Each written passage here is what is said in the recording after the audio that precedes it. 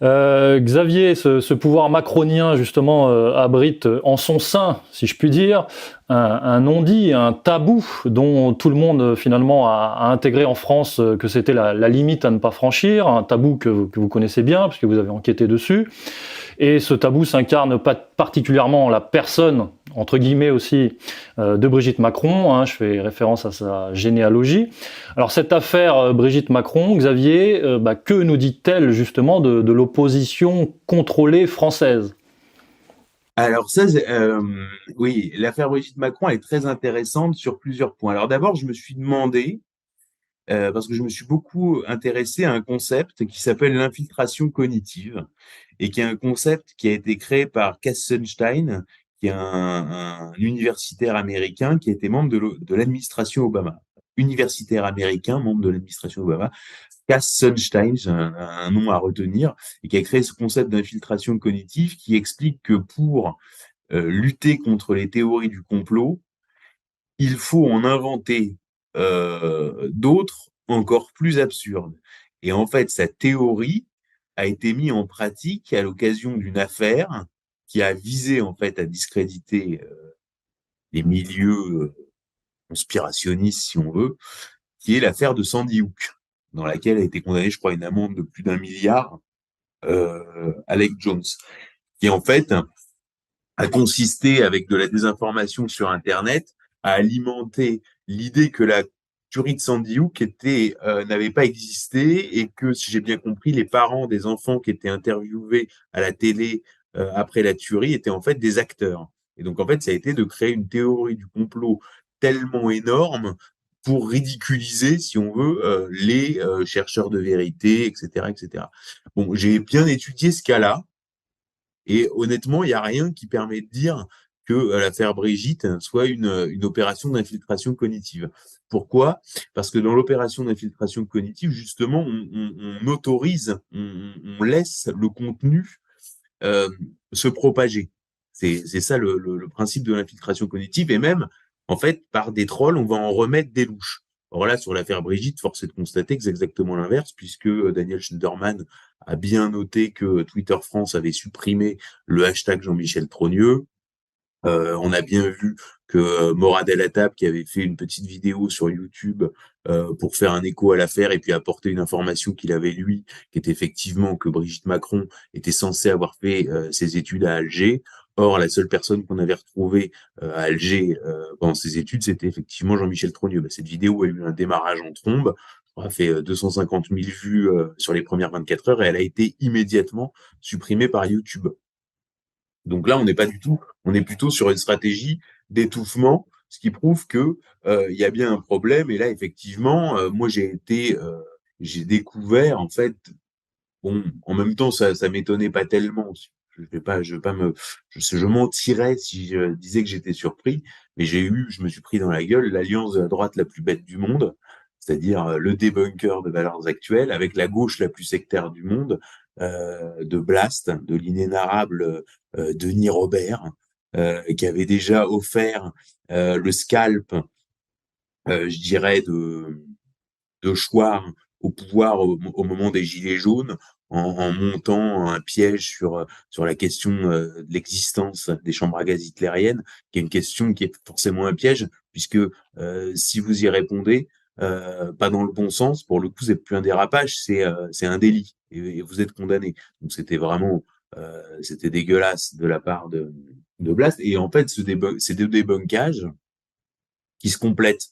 Puisqu'en fait, ce qui est intéressant, c'est que Denis Robert a repris le débunkage de Valeurs Actuelles, qui avait été publié sur les réseaux sociaux, et ce débunkage a convaincu personne, et je vais même aller plus loin. C'est un débunkage qui fait passer le dossier d'une série de questions légitimes que je me suis posé et que j'ai posées comme telles, d'ailleurs, qui ont été ensuite posées sur TF1 et RTL.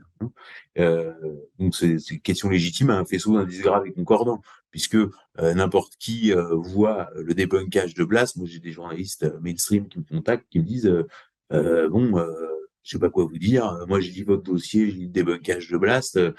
Bon, eux, voilà, ils se disent voilà, il y a un problème. Et d'ailleurs, cette impression de problème,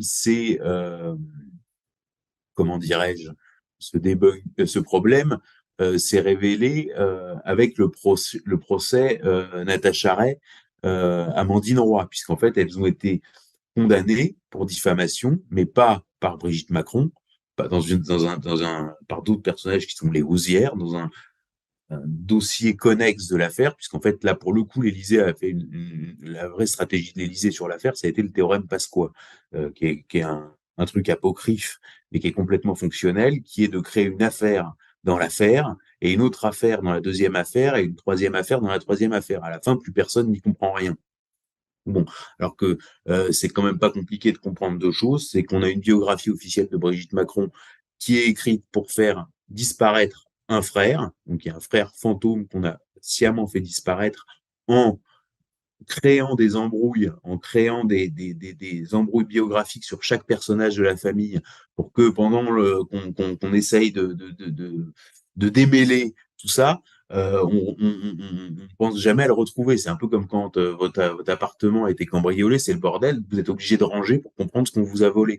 Et quand on range tout, bah, il semble qu'en fait, dans la biographie officielle, le point central, c'était de faire disparaître Jean-Michel Trogneux. Et ensuite, il y a donc ça, c'est une info, hein, ça, c'est une info factuelle. La biographie officielle de Brigitte Macron a été écrite pour faire disparaître Jean-Michel Trogneux.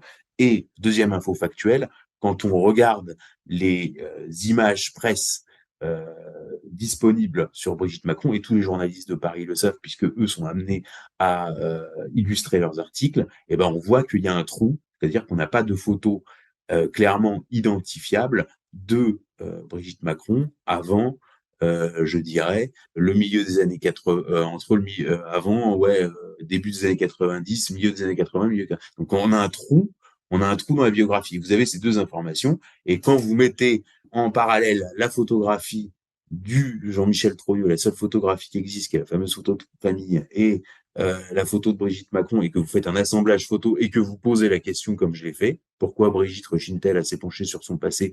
A-t-elle peur d'en voir ressurgir Jean-Michel, ce jeune garçon aux attaches fines et au cœur perturbé? Et ben bon, on m'a fermé mes comptes en banque, on a fouillé toute ma vie, on m'a collé des procédures dans des affaires qui n'ont rien à voir d'ailleurs avec l'affaire. On m'a fouillé l'administration, fait les documents, on a trouvé un bug, on m'a bloqué des envois de numéros pour un bug qui existait depuis 2018, quoi. Donc en fait, vraiment, on a épluché ma vie. Bon, moi, j'écris, fait les documents, j'ai une vie de moins de copiste, donc il y a pas de grand secret. Mais voilà, donc c'est pour vous dire on vous pourrit la vie et vous vous prenez dans la gueule toute la mauvaise foi, euh, tout le système, avec en plus des trucs débiles du genre le concept de la preuve. Oui, mais il n'y a pas de preuve, il n'y a pas de preuve. Enfin, je veux dire, déjà, quand il y a la preuve, ça sert à rien. Je parlais tout à l'heure de Victoria Nuland sur l'affaire ukrainienne. Bon, bah, il y a le coup de téléphone où elle dit clairement, le Maïdan, c'est nous, c'est un coup d'État, et on a fait ça pour enculer l'UE.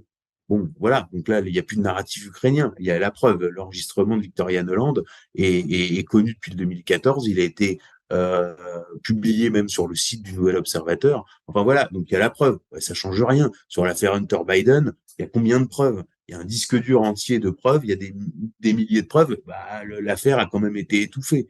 Donc en fait, la preuve déjà, ça change rien. Et ensuite, la reine de la preuve, à part si on a effectivement une fuite, c'est-à-dire un piratage, mais moi, j'ai pas les moyens de faire un piratage. Peut-être que si des gens sont intéressés par le dossier et ont envie de faire un piratage, sachant qu'un piratage, c'est souvent aussi un fait étatique. Hein. Et bah, peut-être que des gens liront le dossier, cibleront des individus, auront envie de faire un piratage. Mais ça, c'est pas de mon fait. Et puis sinon, la preuve, la reine de la preuve, c'est l'aveu. Moi, je suis pas gardien à Guantanamo ou gardien d'une prison du Moyen-Orient. Donc voilà, je suis journaliste. Donc voilà ce qu'on peut dire sur l'affaire Brigitte. Et puis alors effectivement il y a des là il y a il y a des faux concepts qui vont donc le faux concept de la preuve et aussi le faux concept de la vie privée. C'est-à-dire que ce serait une affaire qui relèverait de la vie privée du couple présidentiel. Enfin là, on se fout de la gueule du monde. C'est-à-dire que faut quand même comprendre que la vie privée est surdéterminante sur la vie publique à ce niveau-là. Il y a même sans être à ce niveau-là, c'est le personnage de Wolf dans Tintin sur la Lune. le personnage de Wolf, il y a toujours des leviers. Lui, le levier sur lequel le service étranger a joué, c'est l'argent. Il n'y a pas 1000 leviers. C'est les femmes, l'argent, le sexe, etc. Donc, il est évident que la vie privée, c'est comme quelqu'un qui dirait Bill Gates, on peut le critiquer sur le vaccin, mais on peut pas le critiquer sur Epstein. Parce que Epstein, c'est sa vie privée. Ben non, c'est quand on s'y intéresse, il y a un rapport de cause à effet entre les deux. Donc la vie privée, qui est vraiment un faux concept, et en plus il y a une vraie dégradation. Ça, c'est là où je veux en venir, que peu de Français perçoivent, c'est qu'il y a une vraie dégradation du fait des non-réponses apportées à l'Élysée à cette rumeur, qui est aujourd'hui une rumeur, je dirais mondiale. Il y a une dégradation de l'image de la France dans le monde. Je vais raconter une anecdote personnel. J'étais il y a quelques mois, m'appelle un contact qui travaille dans ce qu'on appelle la diplomatie parallèle.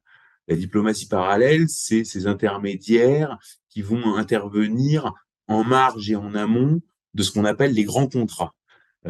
Les grands contrats énergétiques d'armement qui vont mobiliser le banc, l'arrière-ban de Bercy, du ministère de la Défense, du Quai d'Orsay, etc. Le grand contrat, si vous voulez, à la télé, c'est quand vous voyez il y a une visite officielle d'un chef d'État dans un autre pays et qu'il se met à signer, que les appareils photo crépitent, et là, il a signé le grand contrat. Donc, en général, le grand contrat, ça fait des dizaines de milliards et ça va aussi acter la présence de la France dans un pays, au moins dans un pays, sinon dans une région du monde. Et d'ailleurs, en fait, le travail de Macron, faut pas faut pas se leurrer. Le travail de Macron, le travail d'un président de la République, c'est les grands contrats. Voilà. Et donc ce type était à l'étranger dans le cadre de négociations d'un grand contrat, et il m'appelle un peu désarçonné. Il me dit, mais tu sais, la partie étrangère me demande qu'est-ce qu'il en est en France de Brigitte. Donc moi, je lui ai répondu que je peux répondre, c'est-à-dire bon bah il y a une rumeur qui est née sur des problèmes biographiques, la biographie du couple présidentiel, voilà. Je peux rien répondre de plus. Et mais surtout ce que ça révèle, c'est-à-dire que les types ils se demandent mais avec qui on va signer, avec qui on va signer. Et c'est ça le problème. Le problème, c'est pas parce que je vois le démocrate, il dit, mais si Brigitte n'a pas envie de montrer de photos d'elle, ça la regarde, c'est de la vie privée. Parce qu'il y a toujours aussi, quand je parlais de la lâcheté, il y a aussi deux phénomènes de lâcheté qui contrôlent l'opposition. C'est vrai, vous avez la lâcheté de gauche qui va se faire un effet de vase communicant, parce que personne se dit je suis lâche. T'as déjà vu un type qui arrive qui te dit ah bah moi je suis un gros lâche. Non, ça n'existe pas. Donc le lâche de gauche, il va faire un effet de vase communicant sur la morale, puisque la gauche est morale, et donc ça va être et ça j'ai entendu dans des rédactions parisiennes de gauche. Ça veut dire c'est un homme et alors, c'est un homme et alors, on en est là. Donc c'est un homme et alors, donc c'est son droit quelque part. Donc voilà, donc ça c'est lâcheté de gauche morale, et la lâcheté de droite. Oh, mais c'est une histoire de corne-cul, c'est une histoire de corne-cul, s'en prendre à sa femme, enfin, avec courtoisie. Donc, c'est le sérieux. Donc, la gauche est morale, la droite est sérieuse. Et en fait, c'est comme ça que la lâcheté se fait des effets de vase communicants. Et c'est comme ça que l'opposition s'autocontrôle aussi. Faut bien voir ça. Alors que, je le dis, il y a une vraie dégradation de l'image de la France dans le monde. On voit aussi des citations d'Erdogan sur Emmanuel Macron expliquant que Macron n'est pas qualifié pour diriger la France. On voit des citations d'officiels russes, pas seulement. Et d'ailleurs, je note que plusieurs fois, la première chaîne d'infos russe a relayé l'affaire Brigitte Jean-Michel Trogneux. Jamais ces images, d'ailleurs en les associant au dossier Trump, ils sont allés quand même loin les Russes, c'est-à-dire devançant Trump, les Français, etc., suspectaient déjà Brigitte d'être transgenre et de s'appeler Jean-Michel Trogneux, devançant Trump. Et je note que LCI, aucune chaîne de télé qui passe leur vie à couper 2 minutes de la télé russe, et en plus des mêmes émissions où tout ça a été relayé, ne l'ont pas fait. On se demande pourquoi. C'était l'occasion de striker les soraliens, l'extrême droite, les complotistes, les antivax, les pro-russes. Enfin, vous pouvez mettre tous les anathèmes dans le package là.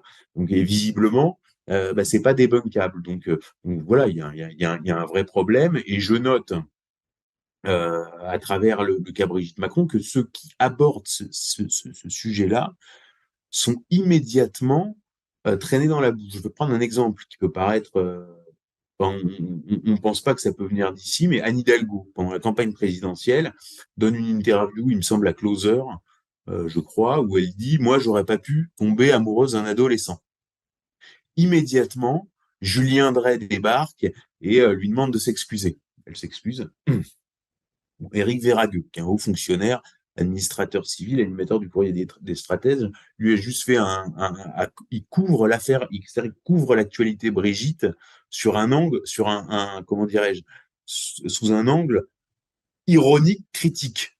C'est-à-dire qu'il franchit aucune ligne. C'est juste, il couvre, il fait une contre-couverture de l'opération Brigitte Macron, qui quand même a officialisé son rôle politique ces derniers mois avec la couverture du Parisien. Il y a eu un grand papier dans Le Monde, etc. Donc elle a officialisé, et encore un papier d'ailleurs dans Le Point, où on nous a refait le coup des entourages, et on y viendra, où en fait on nous a mis des figures de la communauté homosexuelle parisienne, type Pascal Ouzelot, etc. Enfin, très identifiés et très marqués dans la communauté homosexuelle parisienne. Et ils nous ont mis au milieu de l'entourage Catherine Fro et Lucchini. Or, Lucchini et Catherine Fro sont pas proches de Brigitte. En fait, ils ont juste comme caractéristique d'être à l'affiche d'un film sur un homme politique qui découvre que sa femme est transsexuelle.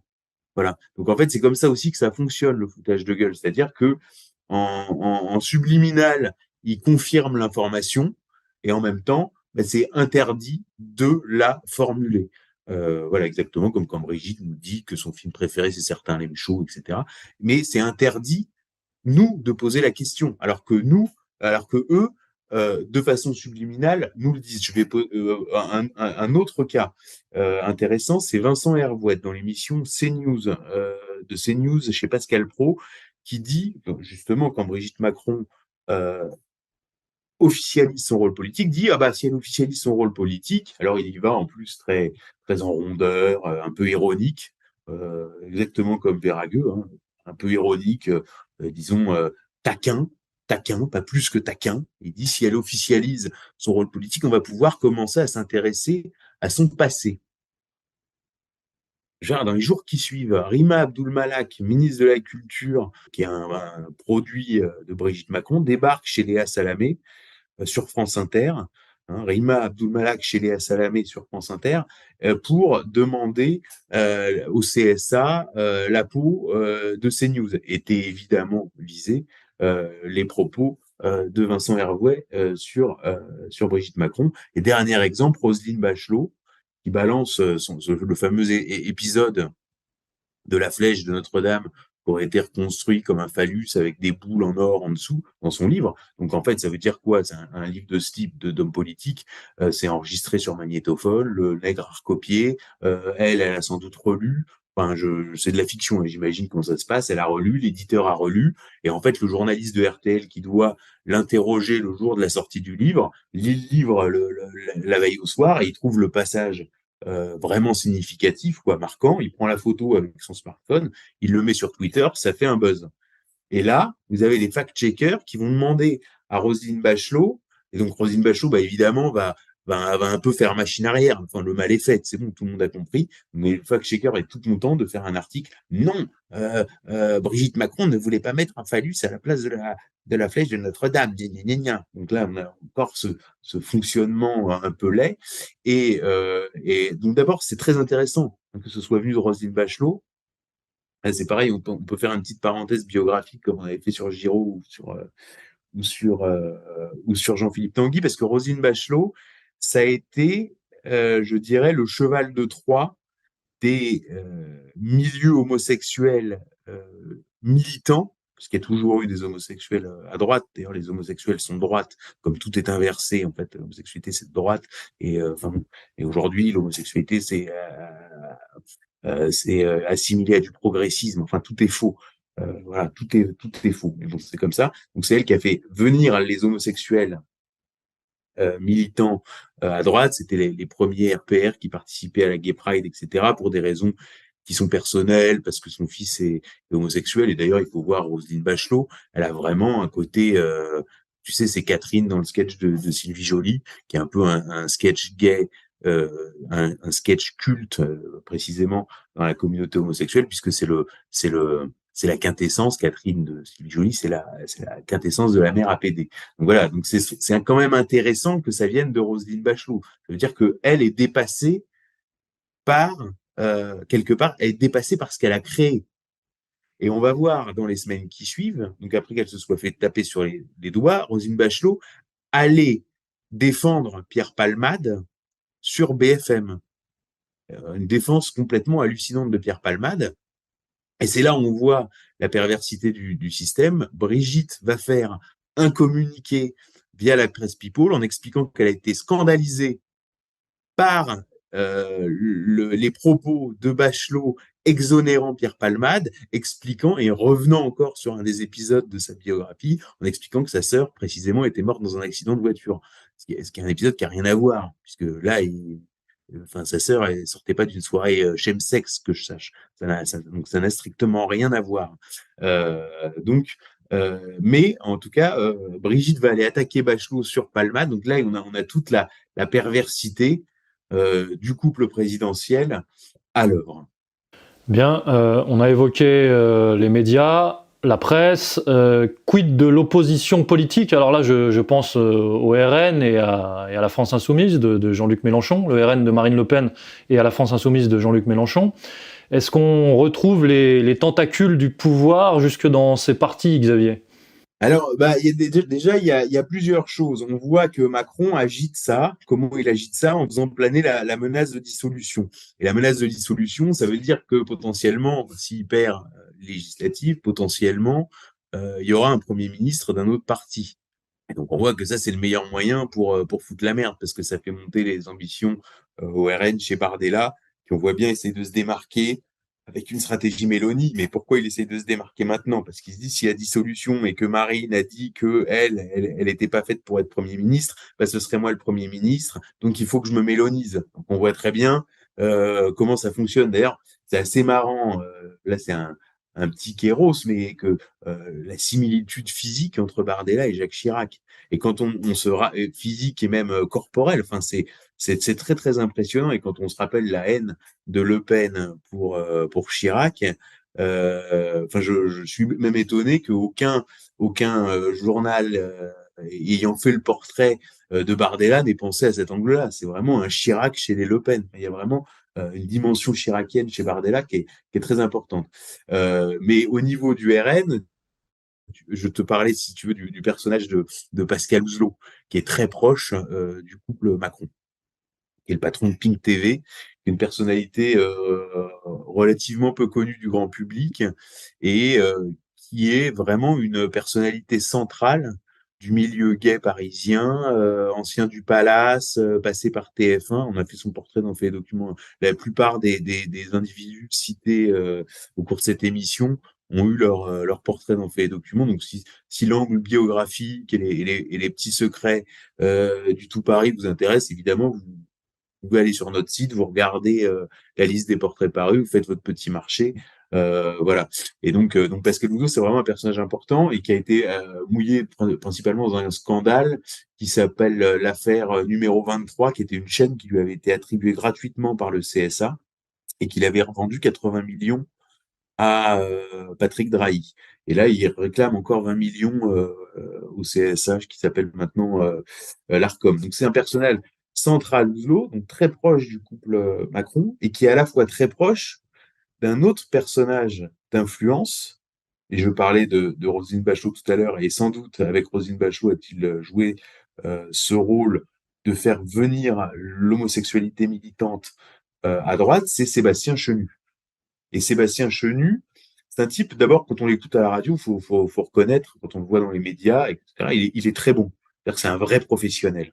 Et on voit que sur le congrès, par exemple, il n'a pas du tout pris parti, il n'est pas du tout rentré dans les embrouilles de parti entre Louis Alliot et Jordan Bardella, il s'est tenu bien en retrait, mais on voit qu'au terme du congrès, il est absolument dans toutes les instances du parti. La commission d'investiture, bureau national, bureau politique, etc. Il est dans toutes les instances du parti, il est vice-président de l'Assemblée nationale, il a pris la présidence du groupe France-Émirats Arabes Unis. Les Émirats Arabes Unis, c'est hyper important. Et c'est vraiment le super lieutenant de marine. Or, il se trouve que ce Sébastien Chenu est copain comme cochon avec Ouzlo. C'est-à-dire que en fait, il y a une feuille de papier à cigarette qui s'appelle Ouzlo, quoi, si on veut, entre Marine et le couple présidentiel. Alors moi, ça m'intrigue. Alors j'accuse Sébastien Chenu de rien du tout. Je signale juste que les réseaux, voilà, que les réseaux sont faits de telle sorte qu'on peut trouver ce genre de configuration intéressante et je me demande quel est le rôle réel de Sébastien Chenu. D'ailleurs, Le Monde a fait son portrait en expliquant que c'était impossible de savoir ce qu'il pense vraiment. Voilà, il y avait une phrase comme ça. C'est pareil, Sébastien Chenu. On a fait un très très gros portrait de Sébastien Chenu parce que c'est très intéressant. Avec Roselyne Bachelot, c'est l'arrivée des réseaux homosexuels militants à droite, puisqu'avant il y avait toujours eu de l'homosexualité euh, à droite depuis toujours même. Mais avant, si vous voulez, si vous étiez, d'ailleurs en fait, les homosexuels militants ont toujours on pense que le outing, ça vient des homophobes. Le outing, ça vient pas des homophobes. Le outing, pour l'essentiel, vient des milieux homosexuels militants qui outent ce qu'on appelle des honteuses, qui ne se conforment pas à l'agenda LGBT. Je rappelle des exemples, c'est-à-dire toutes les allusions sur Joël Le Teul au moment de l'affaire Fillon, hein, qui était vraiment, c'était ordurier. Il y a eu le outing sauvage de Renaud Denodieu de Vabre, qui était ministre de la Culture. Je crois que c'est parce qu'il s'opposait, il me semble, hein, si je me souviens bien, c'était à l'époque du Pax. Et on pourrait aussi citer Florian Philippot, qui a été outé en une de Closer. Ah, ça choque personne. Vous voyez? Parce que eux, vous voyez, ça choque personne. Et là, j'ai encore vu Tétu faire un article en nous expliquant que 25% des députés du groupe RN à l'Assemblée étaient homosexuels. Donc ça veut dire que là, on comprend que Tétu, en fait, fait des fiches, c'est-à-dire qu'avec le stabilo, quoi. Ils font des fiches, ils font des listes. Et après, donc évidemment, c'est nous qui sommes accusés de faire des listes, etc. Alors que c'est toujours dans ces réseaux-là, ce sont ceux qui accusent les autres de faire des listes qui les font eux-mêmes. Donc, comme ça, Tétu nous apprend que 25% des députés du Rassemblement national sont homosexuels. Donc voilà, au niveau du RN, bon, évidemment, il y a une dimension sur les finances hein, du parti Rassemblement national, il y a aussi une dimension au niveau du courage politique, puisque là, on voit très bien que Marine Le Pen avait tous les arguments pour contester les élections présidentielles de 2022, avec effectivement les chiffres qui étaient annoncés à la télé. Alors après, ils ont dit que c'est un bug du ministère de l'Intérieur, mais enfin, c'est un bug informatique. Enfin, alors c'est l'informatique est pas fiable, il faut nous expliquer, et puis surtout une anomalie statistique, c'est-à-dire que je vois pas comment elle peut faire 60%, 70% en Martinique, 60% en Guadeloupe, 60% en Guyane, enfin grosso modo 65% dans les dom-toms et perdre au niveau national. Je veux dire, ça existe la statistique. Si on vient 20 ans en arrière et je raconte à un type, bah, tu sais qu'un jour Le Pen à 70% en Martinique, mais perdra l'élection présidentielle. Le type, il me rayonnait. Donc, soit la statistique marche pas, enfin, la statistique, ça existe. Hein. C'est pas voilà. Mais on voit que Trump, lui, a osé aller sur la contestation avec effectivement une marginalisation médiatique, puisqu'il est plus invité dans les médias, une marginalisation sur les réseaux sociaux, une diabolisation suprême, etc. Et donc, bon, il est évident que Marine est pas du tout prête à aller jusque-là. Donc, il y a aussi le facteur, effectivement, de la peur comme contrôleur de l'opposition, et puis effectivement des personnages qui intriguent comme effectivement Sébastien Chenu. Au niveau de chez Mélenchon, on voit très bien ce qui s'est passé pendant la présidentielle, c'est-à-dire qu'en fait, comment dirais-je, Mélenchon a tenté le tout pour le tout. C'est-à-dire il a laissé ses idées qui sont les siennes derrière lui, c'est-à-dire en fait sa ligne de 2017 qui était une ligne nationale républicaine, laïque, et je dirais souverainiste non aligné, qui est, je pense, profondément sa ligne. Et en fait, il a fait un virage purement tactique, qui est de dire je vais faire le plein. En fait, il a poussé jusqu'au bout la logique Terra Nova. Je vais faire le plein dans les banlieues et dans les centres-villes bobos, et peut-être qu'avec ça, je peux jouer le tout pour le tout et leur faire la nique. Parce que Mélenchon est quand même un vrai vicieux. Et malgré tout, le système l'a identifié ça. Et en plus, bon, Mélenchon, disons, a osé quelques saillies sur la question juive, qui généralement est assez rédhibitoire. Et donc on voit bien que là, en parallèle à une diabolisation de Mélenchon, je veux dire, il faut voir comment est traité. D'ailleurs, dans Le Point, il y a un concept, c'est le lepéno-mélenchonisme. Voilà. Je sais pas pourquoi d'où ça sort, mais enfin bon, voilà. Donc Mélenchon est diabolisé, et on voit bien qu'en parallèle, Ruffin est complètement monté. Alors là, on a fait un dossier, je pense, très complet sur François Ruffin. Et ce qui est intéressant, c'est qu'on voit qu'en fait, dans sa personnalité, il y a toujours une velléité de se rebeller, et en même temps, il se couche toujours. Et après, donc ça, c'est un trait de personnalité. En plus, il a je dirais une instabilité psychologique profonde. Ça, le système aime bien, en fait, les individus qui sont relativement isolés et qui sont instables psychologiquement. Là, on revient sur la fabrique du Young Global Leader. Hein, je dis pas que Ruffin est un Young Global Leader, mais je dis que ce trait-là de sa personnalité, c'est-à-dire son côté isolé et son côté instable psychologiquement, plaît au système. Et pour aller plus loin, il y a effectivement une histoire bizarre autour de l'espionnage de Ruffin, pour faire simple, de ce que LVMH et potentiellement Macron via LVMH ait fait espionner Ruffin pour savoir ce que Ruffin avait vraisemblablement sur Macron, puisque Macron et Ruffin ont grandi dans le même quartier, que la sœur de Ruffin a été toute sa scolarité dans la classe de Macron, qu'elle a eu Brigitte comme prof, etc., etc. Est-ce que l'espionnage soi-disant diligenté par LVMH avait pas pour but, d'ailleurs même Mediapart ou l'Obs qui ont traité l'affaire l'écrivent en substance, avait pas d'autre commanditaire que simplement Ruffin qui allait perturber les AG de LVMH, qui d'ailleurs a eu un César pour ça, donc preuve que ça dérangeait absolument personne. Donc il y a cette dimension-là chez Ruffin, et donc on voit bien que Macron lui alimente. Macron est vraiment le maître des oppositions contrôlées, notamment avec des dispositifs sur lesquels on reviendra quand on aura débrouillé le dossier Brigitte définitivement, parce qu'il y a des personnages qui se sont vraiment distingués dans cette affaire.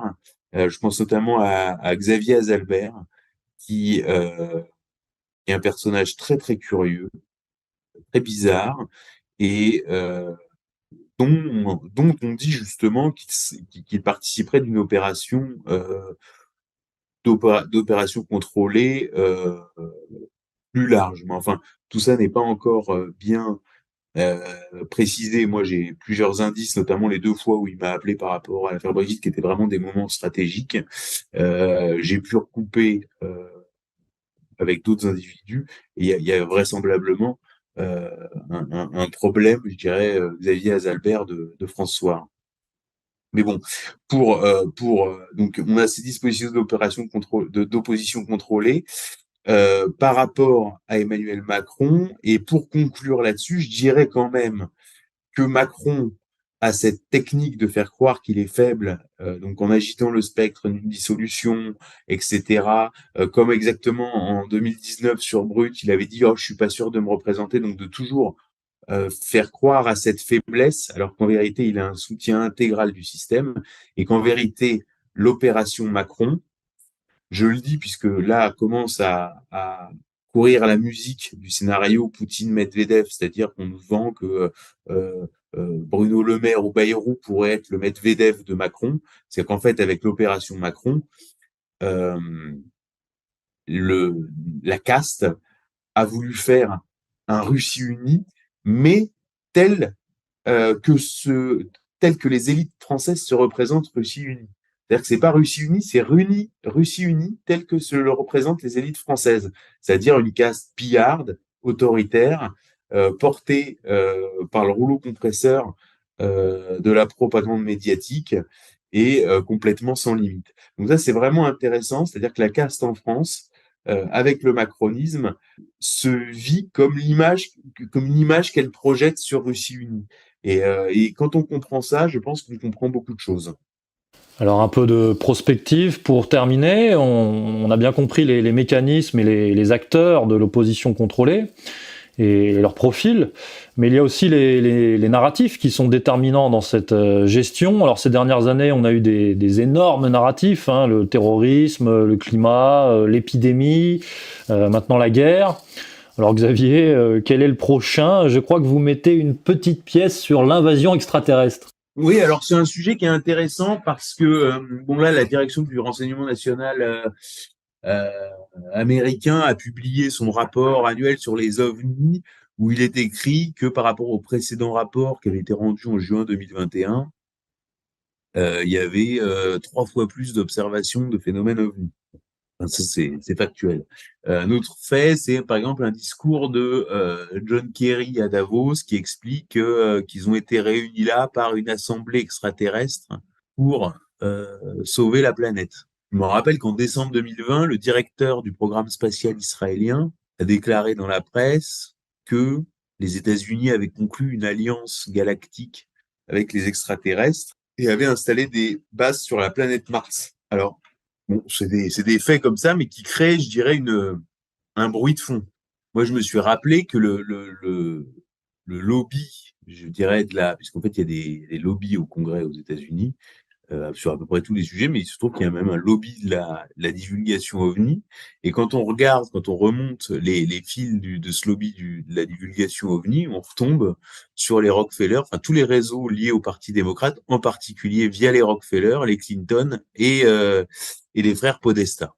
Et donc, je me dis, bon, dans une phase où, admettons, le mondialisme n'aurait plus rien, puisque la Troisième Guerre mondiale, le plan de déclenchement de la Troisième Guerre mondiale est en train d'échouer, puisqu'en fait, les Russes sont finalement assez prudents et les Chinois également.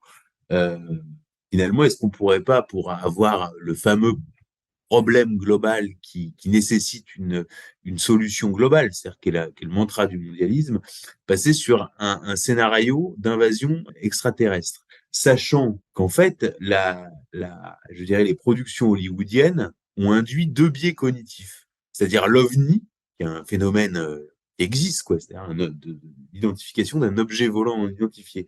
Ça, on peut le voir, il y a des vidéos, des gens qui filment avec leur téléphone, mais en fait, le biais cognitif de Hollywood, c'est ovni égale extraterrestre. Alors que, est-ce que c'est pas infraterrestre, alterterrestre, enfin, on n'en sait rien. Mais le biais cognitif, c'est que c'est forcément extraterrestre, sous-entendu les différentes galaxies, l'univers, etc. Et le deuxième biais cognitif, c'est la nature de ces extraterrestres.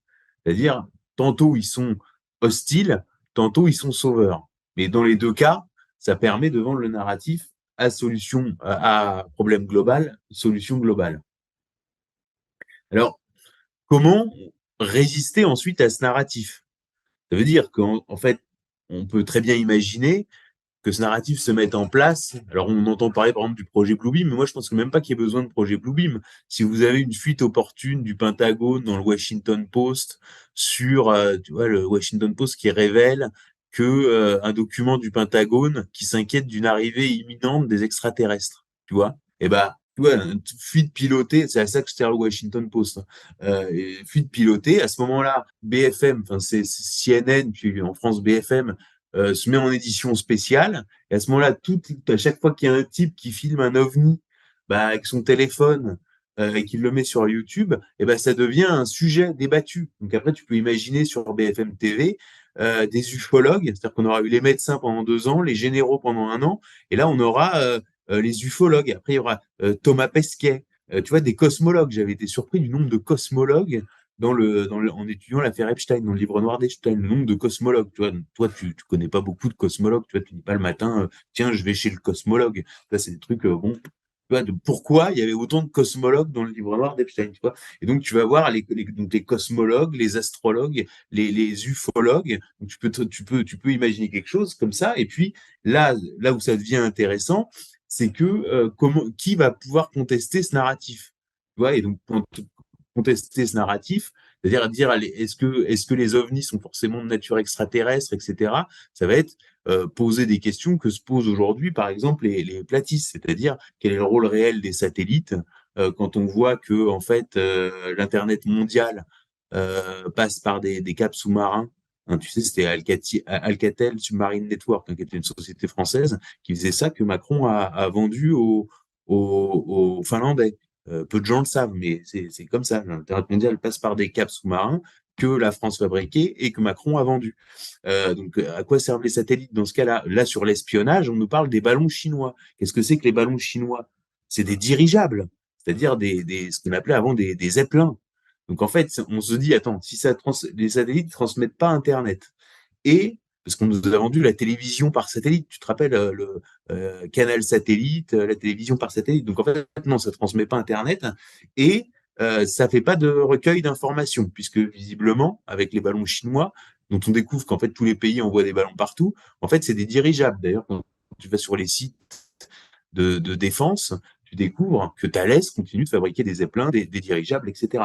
Donc voilà, donc ça c'est des questions intéressantes, tu vois, les questions sur qu'est-ce qui se passe en Antarctique, des questions, enfin, il y a des tas de questions qui sont intéressantes, qui sont posées par ce qu'on appelle les platistes, tu vois, qui n'est pas un sujet, enfin, je veux dire, il faut voir les contenus produits, si tu veux, et il y a des vrais trucs intéressants. C'est-à-dire, qu'est-ce que la NASA? Par exemple, on faudra s'intéresser à qu'est-ce que la NASA, qu'est-ce que la conquête spatiale. Et moi, ce que je me dis, bon, on n'en est pas encore là, mais qu'est-ce qu'auront à dire des gens qui ont été incapables de, euh, de contester le narratif Covid? Enfin, je vais être clair, je pense à toute la classe politique française, hein. Il y a personne dans la classe politique française, à part effectivement un peu Florian Philippot, et le narratif ukrainien. Où là, pareil, personne n'est capable de renverser le narratif Ukraine. Enfin, Ségolène Royal et qui s'est pris, voilà. Donc ça ça peut être effectivement une porte de sortie pour le nouvel ordre mondial qui aujourd'hui, on voit bien, est arrivé au bout sur le Covid. D'ailleurs, on voit bien que même les complications du vaccin peuvent même devenir très problématiques pour lui à terme, non seulement pour les gens, mais en plus pour lui. Et on voit bien que le narratif ukrainien arrive à terme. Et comment, alors là, c'est de la fiction, mais est-ce que on aura un rebond avec le narratif invasion extraterrestre, positif ou négatif, parce qu'ils peuvent venir pour sauver le monde, ils peuvent venir aussi pour l'envahir, ils peuvent être hostiles ou ils peuvent être sauveurs. Hein, on a les deux dans Hollywood. Et, euh, et à ce moment-là, qui s'opposera à ça, quoi. Et ça peut être intéressant. D'ailleurs, on pourrait en refaire une petite émission, il me semble, non, Pierre? Oui, on va pas trop déflorer le sujet aujourd'hui, mais effectivement, c'est parti mon kiki sur la question est dans les cartons. Voilà. Voilà, on a un peu fait le tour sur l'opposition contrôlée, non? Oui, bah, je vous remercie, Xavier. Alors, avant